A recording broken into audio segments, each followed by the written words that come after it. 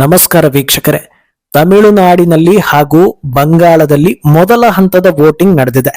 ಈ ಪೈಕಿ ತಮಿಳುನಾಡಿನಲ್ಲಿ ಯಾರೆಲ್ಲ ವೋಟಿಂಗ್ಗೆ ಬಂದಿದ್ರು, ಜನರು ಹೇಗೆ ಇನ್ವಾಲ್ವ್ ಆಗಿದ್ರು, ಎಷ್ಟು ಪರ್ಸೆಂಟೇಜ್ ವೋಟಿಂಗ್ ನಡೀತು, ಸದ್ಯದ ಪರಿಸ್ಥಿತಿಯಲ್ಲಿ ಯಾರ ಪರ ಅಲೆ ಇದೆ, ಇಂಥ ವಿಚಾರಗಳು ಚರ್ಚೆ ಆಗ್ತಾ ಇದ್ರೆ, ಪಶ್ಚಿಮ ಬಂಗಾಳದಲ್ಲಿ ಪರಿಸ್ಥಿತಿ ಬೇರೆ ರೀತಿಯಲ್ಲೇ ಇದೆ. ಸಾಕಷ್ಟು ಕಡೆಗಳಲ್ಲಿ ಟಿಎಂಸಿ ಗೂಂಡಾಗಳಿಂದ ಅಟ್ಯಾಕ್ ನಡೆದಿದ್ದು ಈ ಬಾರಿಯೂ ರಕ್ತಪಾತ ಆಗಿದೆ. ಆದ್ರೆ ಇಷ್ಟು ವರ್ಷ ಹೇಳೋರು ಕೇಳೋರು ಇಲ್ಲ ಅನ್ನೋ ರೀತಿಯ ಪರಿಸ್ಥಿತಿ ಇರ್ತಾ ಇತ್ತು. ಆದ್ರೆ ಈ ಬಾರಿ ಭದ್ರತಾ ಪಡೆಗಳು ದುಷ್ಕರ್ಮಿಗಳನ್ನ ಅಟ್ಟಾಡಿಸಿದ್ದಾರೆ. ಎಲ್ಲೆಲ್ಲಿ ಗಲಭೆ ನಡೆದಿದೆಯೋ ಆ ಎಲ್ಲಾ ಕಡೆಗಳಲ್ಲೂ ಸಿಎಪಿಎಫ್ ಅಲರ್ಟ್ ಆಗಿದ್ವು. ಇದರ ಮಧ್ಯೆಯೂ ವೋಟಿಂಗ್ ನಡೆದಿದ್ದು ಜನರು ತಮ್ಮ ಅಭಿಪ್ರಾಯಗಳನ್ನ ಹೇಳ್ಕೊಂಡಿರೋದು ಗಮನಾರ್ಹವಾಗಿತ್ತು. ಇನ್ನೊಂದೆಡೆ ರಾಹುಲ್ ಹಾಗೂ ಕಾಂಗ್ರೆಸ್ ಹಿರಿಯ ನಾಯಕ ಅಧೀರ್ ರಂಜನ್ ಚೌಧರಿ ಹೇಳಿಕೆಗಳು ಕೂಡ ನಾನಾ ರೀತಿಯ ಚರ್ಚೆಗಳಿಗೆ ದಾರಿ ಮಾಡಿಕೊಟ್ಟಿವೆ. ಇದೆಲ್ಲವನ್ನ ಒನ್ ಬೈ ಒನ್ ವಿವರಿಸ್ತಾ ಹೋಗ್ತೀವಿ.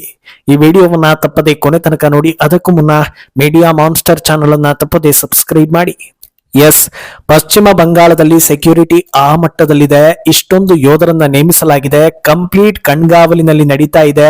ಜನರಿಗೆ ಭಯವೇ ಇಲ್ಲದಂತೆ ವೋಟ್ ಹಾಕೋದಕ್ಕೆ ಅವಕಾಶ ಮಾಡಿಕೊಡಲಾಗಿದೆ. ಈ ರೀತಿ ಹತ್ತಾರು ವಿಚಾರಗಳನ್ನ ಪ್ರತಿದಿನ ಹೇಳ್ತಾ ಬಂದಿದ್ದನ್ನ ನೋಡಿ ಎಷ್ಟೋ ಜನರು ಯಾಕೆ ಇಷ್ಟೊಂದು ಹೈಪ್ ಮಾಡ್ತಾ ಇದ್ದಾರೆ, ಏನ್ ಪ್ರಪಂಚದಲ್ಲಿ ಎಲ್ಲೂ ಎಲೆಕ್ಷನ್ ನಡೆಯೋದೇ ಇಲ್ವಾ, ಬಂಗಾಳದಲ್ಲಿ ಅಂತ ಸ್ಪೆಷಲ್ ಏನಿದೆ, ಇಷ್ಟೊಂದು ಗಲಿಬಿಲಿ ಯಾಕೆ ಅನ್ನೋ ಪ್ರಶ್ನೆಯನ್ನ ಇಟ್ಕೊಂಡಿದ್ರು.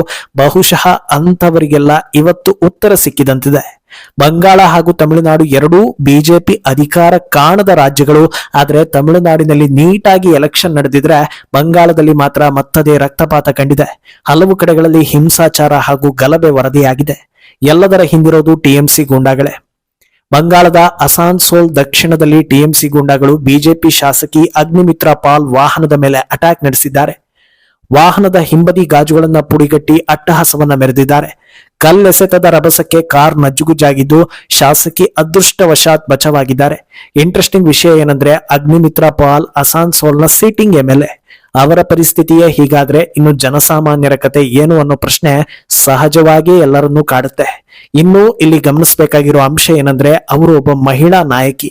ಮಮತಾ ಅಂದ್ರೆ ಮಹಿಳೆಯರ ಪ್ರತಿನಿಧಿ ಇದ್ದಂತೆ ಅಂತ ಬೇರೆ ಟೈಮ್ನಲ್ಲಿ ತಮ್ಮ ಬೆನ್ನನ್ನ ತಾವೇ ತಟ್ಕೊಳ್ತಾರೆ. ಆದ್ರೆ ಇಲ್ಲಿ ನೋಡಿದ್ರೆ ಎಲೆಕ್ಷನ್ ದಿನವೇ ಮಹಿಳೆ ಅಂತಲೂ ನೋಡದೆ ಅವರ ಪಕ್ಷದ ಗೂಂಡಾಗಳು ಅಟ್ಟಹಾಸವನ್ನ ಮೆರೀತಾರೆ. ಇದು ಯಾವ ರೀತಿಯ ಡಬಲ್ ಸ್ಟ್ಯಾಂಡರ್ಡ್ ಅಂತ ಚರ್ಚೆ ಆಗ್ತಾ ಇದೆ. ಸದ್ಯ ಈ ಕೇಸ್ ಸಂಬಂಧ ಅಗ್ನಿಮಿತ್ರ ಪಾಲ್ ಹೀರಾಪುರ ಪೊಲೀಸ್ ಸ್ಟೇಷನ್ ಅಲ್ಲಿ ಎಫ್ಐಆರ್ ಅನ್ನ ದಾಖಲಿಸಿದ್ದಾರೆ.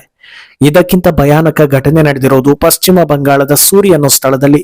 ಬಿಜೆಪಿ ಕ್ಯಾಂಡಿಡೇಟ್ ದೇಬಶಿಶ್ ಓಜಾರ ಎಲೆಕ್ಷನ್ ಏಜೆಂಟ್ ಬಿಶ್ವಜಿತ್ ಮಂಡಲ್ ಮೇಲೆ ಮಾರಣಾಂತಿಕ ಹಲ್ಲೆ ನಡೆದಿದೆ.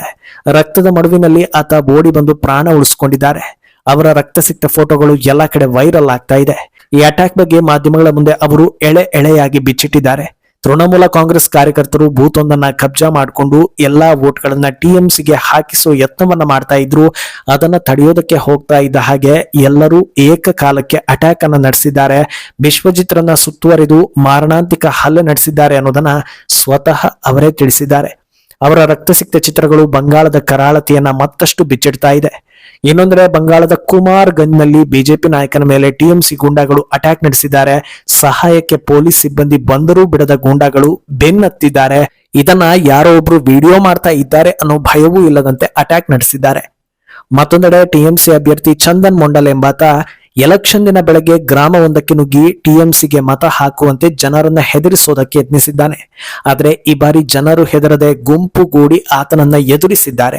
ಸಲದಕ್ಕೆ ಮಹಿಳೆಯರು ಕೂಡ ಆತನನ್ನ ತಳ್ಳಿ ನೂಕಿ ಎಚ್ಚರಿಸಿದ್ದಾರೆ. ಇದೇ ಹೊತ್ತಲ್ಲಿ ಹತ್ತಿರದಲ್ಲೇ ಬೀಡು ಬಿಟ್ಟಿದ್ದ ಸಿಎಪಿಎಫ್ ಸಿಬ್ಬಂದಿ ಕೂಡ ಎಂಟ್ರಿ ಕೊಟ್ಟಿದ್ರಿಂದ ಇನ್ನು ಇಲ್ಲೇ ನಿಂತ್ರೆ ಕೆಲಸ ಕೆಡುತ್ತೆ ಅಂತ ಆ ಟಿಎಂಸಿ ನಾಯಕ ಬೈಕ್ ಹತ್ತಿ ಎಸ್ಕೇಪ್ ಆಗಿದ್ದಾನೆ. ಮತ್ತೊಂದು ಕಡೆ ಸಿಲಿಗುರಿಯ ದಾಂಗಿಪಾರಾ ಪೋಲಿಂಗ್ ಸ್ಟೇಷನ್ ಬಳಿ ರೌಡಿಗಳ ಗುಂಪು ವೋಟಿಂಗ್ಗೆ ಅಡ್ಡಿಪಡಿಸಿ ಜನರನ್ನ ಹೆದರಿಸೋದಕ್ಕೆ ಮುಂದಾಗಿತ್ತು. ಮಹಿಳೆಯೊಬ್ಬಳು ಕೂಗಿಕೊಳ್ತಾ ಇದ್ದ ಹಾಗೆ ಲಾಠಿ ಸಮೇತ ಅಲ್ಲಿಗೆ ಬಂದ ಭದ್ರತಾ ಪಡೆಗಳು ಅಟ್ಟಾಡಿಸಿಕೊಂಡು ಹೋಗಿದ್ದಾರೆ. ಯೋಧರನ್ನ ಎದುರಿಸಲಾಗದೆ ಗೂಂಡಾಗಳು ಓಡಿ ಹೋಗ್ತಾ ಇರೋ ದೃಶ್ಯಗಳು ಎಲ್ಲಾ ಕಡೆಗಳಲ್ಲಿ ವೈರಲ್ ಆಗ್ತಾ ಇದೆ.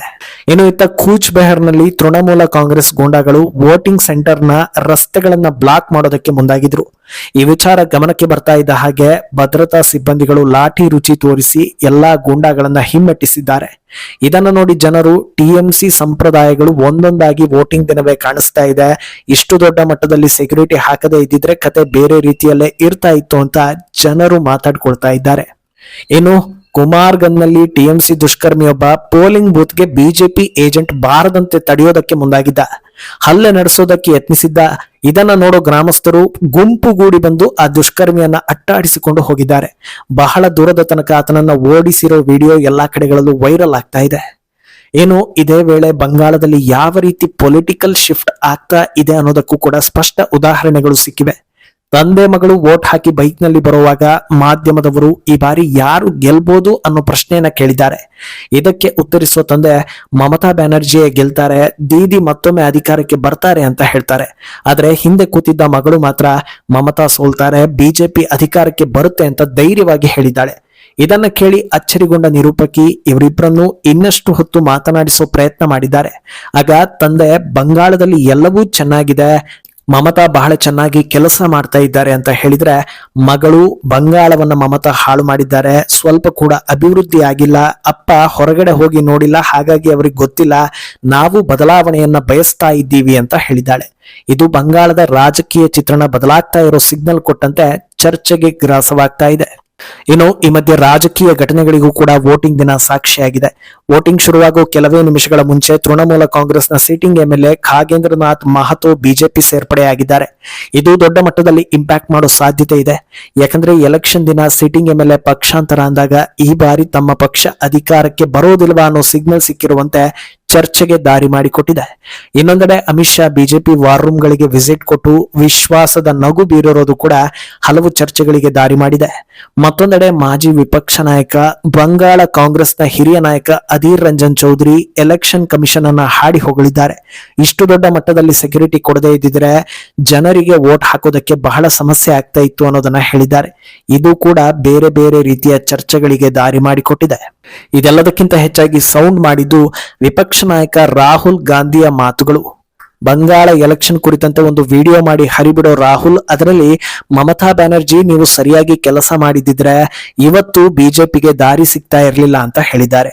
ವೋಟಿಂಗ್ ದಿನವೇ ರಿಸಲ್ಟ್ ಮೊದಲೇ ಇಂಥ ಮಾತುಗಳು ಬರ್ತಾ ಇದೆ ಅಂದ್ರೆ ಇದು ಬಿಜೆಪಿ ಗೆಲುವಿನ ಸಿಗ್ನಲ್ ಅಂತ ದೊಡ್ಡ ಮಟ್ಟದಲ್ಲಿ ಚರ್ಚೆ ಮಾಡೋ ರೀತಿ ಮಾಡಿದೆ. ಇನ್ನು ವೋಟಿಂಗ್ ಪರ್ಸೆಂಟೇಜ್ ಕಡೆ ನೋಡೋದಾದ್ರೆ ಬಂಗಾಳದ ಇತಿಹಾಸದಲ್ಲೇ ಈ ಬಾರಿ ದಾಖಲೆಯ ವೋಟಿಂಗ್ ನಡೆದಿದೆ. ಸಂಜೆ 5 ಗಂಟೆವರೆಗಿನ ಲೆಕ್ಕದ ಪ್ರಕಾರ ಬರೋಬ್ಬರಿ 89.92% ವೋಟಿಂಗ್ ನಡೆದಿದ್ದು, ಇಷ್ಟು ವರ್ಷಗಳ ಕಾಲ ವೋಟ್ ಹಾಕೋದಕ್ಕೆ ಹೆದರಿ ಮನೆಯಲ್ಲಿ ಕೂರ್ತಾ ಇದ್ದವರೆಲ್ಲ ಈ ಬಾರಿ ಬೂತ್ಗೆ ಬಂದು ವೋಟ್ ಹಾಕಿರೋದು ಕಾಣಿಸ್ತಾ ಇದೆ. ಅಲ್ಲದೆ ನಕಲಿ ವೋಟರ್ಗಳ ಡಿಲೀಟ್ ಜೊತೆಗೆ ಹೆಚ್ಚುವರಿ ವೋಟಿಂಗ್ ಆಗಿರೋದು ಯಾರಿಗೆ ಹಿನ್ನಡೆ ತರಿಸಬಹುದು ಅನ್ನೋ ಲೆಕ್ಕಾಚಾರಗಳಿಗೂ ಕೂಡ ದಾರಿ ಮಾಡಿಕೊಡ್ತಾ ಇದೆ. ಇನ್ನೊಂದೆಡೆ ತಮಿಳುನಾಡಿನಲ್ಲೂ ಕೂಡ ದೊಡ್ಡ ಮಟ್ಟದಲ್ಲಿ ವೋಟಿಂಗ್ ನಡೆದಿದೆ. ಸಂಜೆ 5 ಗಂಟೆವರೆಗಿನ ಲೆಕ್ಕದ ಪ್ರಕಾರ 82% ವೋಟಿಂಗ್ ನಡೆದಿರೋ ಬಗ್ಗೆ ಮಾಹಿತಿ ಲಭ್ಯವಾಗಿದೆ. ಇದು ಕೂಡ ಆರೋಗ್ಯಕರ ಬೆಳವಣಿಗೆ ಅನ್ನೋದನ್ನ ತೋರಿಸ್ತಾ ಇದೆ. ಮೊದಲೇ ತಮಿಳುನಾಡು ಸಿನಿಮಾಗೆ ಹೆಸರುವಾಸಿಯಾಗಿರೋದ್ರಿಂದ ಬೆಳಿಗ್ಗಿನಿಂದ ಯಾರೆಲ್ಲ ನಟರು ವೋಟ್ ಹಾಕಿದ್ರು ಅನ್ನೋದು ಎಲ್ಲಾ ಕಡೆ ವೈರಲ್ ಆಗ್ತಾ ಇತ್ತು. ನಟರ ಹಿಂದೆ ಜನರೂ ಕೂಡ ವೋಟ್ ಹಾಕಿದ್ದಾರೆ. ಅಂತಿಮವಾಗಿ ಯಾರು ಗೆಲ್ತಾರೆ ಅನ್ನೋದನ್ನ ಕಾದು ನೋಡಬೇಕು. ಈ ಬಗ್ಗೆ ನಿಮ್ಮ ಅಭಿಪ್ರಾಯವನ್ನ ತಪ್ಪದೆ ಕಮೆಂಟ್ ಮೂಲಕ ತಿಳಿಸಿ.